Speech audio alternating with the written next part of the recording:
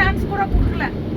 எனக்கு பேசணும்னு ரொம்ப ஆசையா இருந்தது. நீங்க என்ன பேசணும்னு பேசுங்க அப்படியே. ரைட். ஹிந்தில பேசினா எல்லாருக்கும் புரியுமா? அப்போ அதுலயே பேசுங்க. नहीं नहीं नहीं नहीं चंद्रन नहीं हिंदी नहीं चंद्रन नहीं अच्छे से सीख लिया मैंने. मुझे मुझे मुझे सब कुछ मालूम है. ஒரு ஹிந்தியை பழகி அசோக் டீம்ல எல்லாருக்கும் ஹெல்ப் பண்ணது, ஹிந்தில பேசி ஹெல்ப் பண்ணது உமா மேம் கடைக்குள்ள போய் கூப்பிட்டது யாரு? வசனா மேடம் ஃபர்ஸ்ட். எஸ், அதனால எல்லாருக்கும் ஒரு ரெக்வஸ்ட் சொல்றேன், வவல்ஸ் போட்ட புக்க கடையில வாங்கிக்கோங்க. வவல்ஸ் கன்சோனன்ட்ஸ் இத டெய்லி எழுதி அதை உச்சரிச்சீங்கன்னாவே 1 letter word, 2 letter word, 3 letter, especially Ashok sir கூட லேர்ன் பண்ணிக்கலாம். இது வித்தின் 1 வீக்ல உங்களால லேர்ன் பண்ண முடியும். என்னோட அட்வைஸ் ப்ளீஸ். ஏன்னா நார்த் இந்தியா டூர் போனீங்களா ரொம்ப ஹெல்ப்ஃபுல்லா இருக்கும் எல்லாருக்குமே. அப்புறம் இந்த ட்ரிப்பை நான் யூடியூப்ல பார்த்துக்கிட்டே இருந்தேன். இவரோட ரிவ்யூ போட்டது எல்லாத்தையும் வீடியோஸ் பார்த்து பார்த்து பார்த்து எனக்கு டிராவல்னாவே பயம். அதுவும் மலை மேலே போறதுன்னா நடுங்கும். என்னடா அது இருக்கிறதுல டேஞ்சரஸ் டிராவல் முக்திநாத்னு சொல்லி கேள்விப்பட்டுட்டு அதை வியூ பார்த்துக்கிட்டே இருந்தேன். ஒட்டுல போகுது பஸ், அதுவும் அந்த டெம்போ டிராவலர் பஸ். பயமா இருந்தது. கண்ணை மூடிட்டு சாந்தி செல்வத்துக்கிட்ட பேச ஆரம்பிச்சிட்டேன். ஒரு 1/2 hour 1 hour பேசினேன். அப்போ அவங்க பாருங்களேன் ஒட்டுல போகுது அப்படின்னாங்க. ஏன் இந்த பக்கம் திரும்பினா இந்த பக்கம் ஒட்டு மலை. இதை பியூட்டி பார்த்துட்டு ரொம்ப பயந்ததுனால கண்ணை முடிக்கலாமான்னு கூட நினைச்சேன். அப்புறம் டைம் பாஸ் பண்றதுக்கு மேடம் கிடைச்சாங்க. அது ஒரு இப்ப வரும்போது சார் பக்கத்துல உட்கார்ந்து இருந்தாங்க.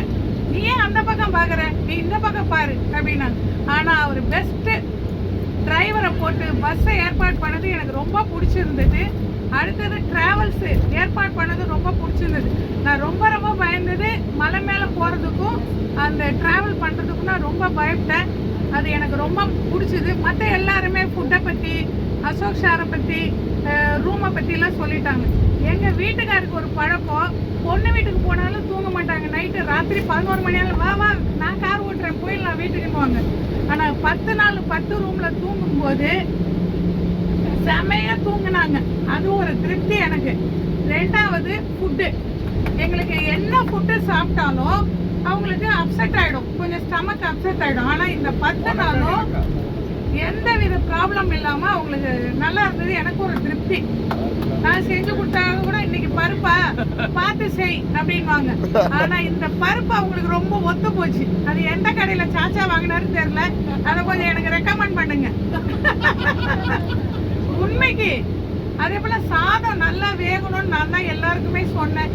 எல்லாருமே வயசானவங்க கொஞ்சம் சாதம் மட்டும் கொஞ்சம் குழைய வடிங்கன்னு சொன்னேன். நெக்ஸ்ட் டேவே அதை கேட்டுக்கிட்டு பண்ணி கொடுத்தேன். அந்த செஃப்புக்கு ஒரு அப்புறம் எல்லா ஃபுட்டுமே அவர் சொன்ன மாதிரி கல்யாண சாப்பாடு மாதிரி தான் போட்டாங்க. யாருக்கும் எந்த ப்ராப்ளமும் இல்லை. நான் ஃபர்ஸ்ட் ஒரு காசி ட்ரிப்புக்கு ஏற்பாடு பண்ணும்போது அசோக் சாருக்கு ஃபோன் பண்ணி கேட்டேன், அம்மா டிக்கெட் ஃபுல் ஆயிடுச்சுமா, நான் நெக்ஸ்ட் டைம் உங்களுக்கு குரூப்பில் போட்டார், வாட்ஸ்அப் குரூப்பில் அவரை ஃபாலோ பண்ணினே இருந்தேன். சீனிவாசன் சொல்லிட்டு ஒரு அவங்க ஊர்க்காரர் தான், அவர் மூலமாக போனேன். அவரை பற்றி எல்லாம் வெளியில் சொல்லக்கூடாது, ஸோ முடிஞ்சது தான்.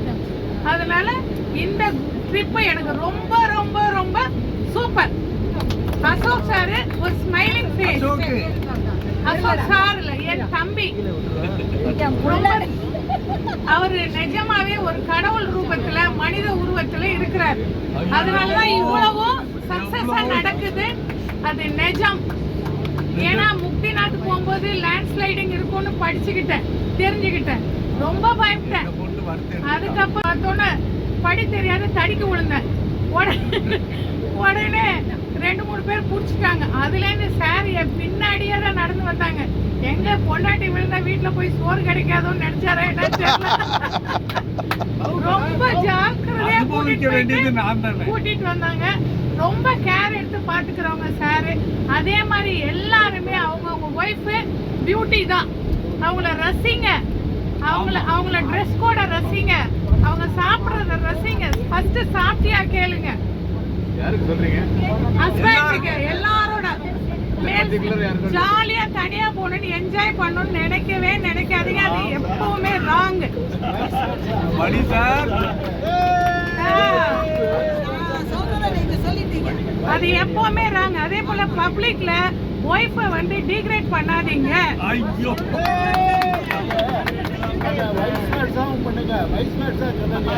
ஒரே இதை மட்டும் சொல்றீங்க. நோ, Controversy சொல்றீங்க. ஒய்ஃபை வந்து தலை மேல தூக்கி வச்சுலாம் ஆட வேணாம். அவங்கள வந்து நல்லா கவனிச்சுக்கிறது லாஸ்ட் வரைக்கும் ஹஸ்பண்ட் தான். எல்லாமே அவங்க மூலமா கிடைச்சா ஒய்ஃப் எப்பவுமே தொந்தரவு பண்ண மாட்டா இல்லையா? அவங்களுக்கு ஃபர்ஸ்ட் கிடைக்கணும். எதிர்க்கட்சி என்ன சொல்லுது? கிடைக்கணும். இல்ல இல்ல இதுக்கு ரிப்ளை பண்ணலாம்.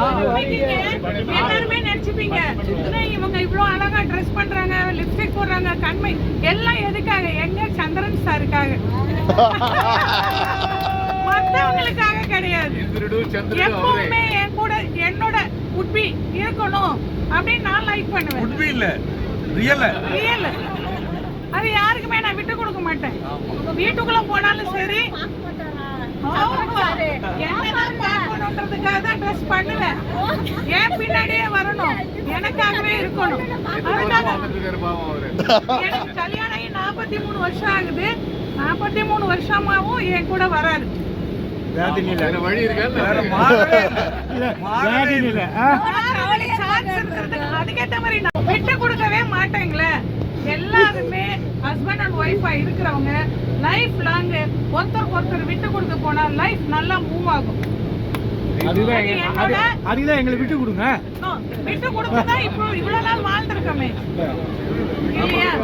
அசோக் சார் பண்ண அசோக் இந்து என்ன சொல்றான்னா, அசோக் எல்லாருக்கும் தெரியும், ஆனா இம்ப்ளிமெண்டேஷன் தான் கஷ்டம் அப்படிங்கிறாங்க. இதுல வந்து ஒரு 18 வயசு பையன் வந்திருந்தான்.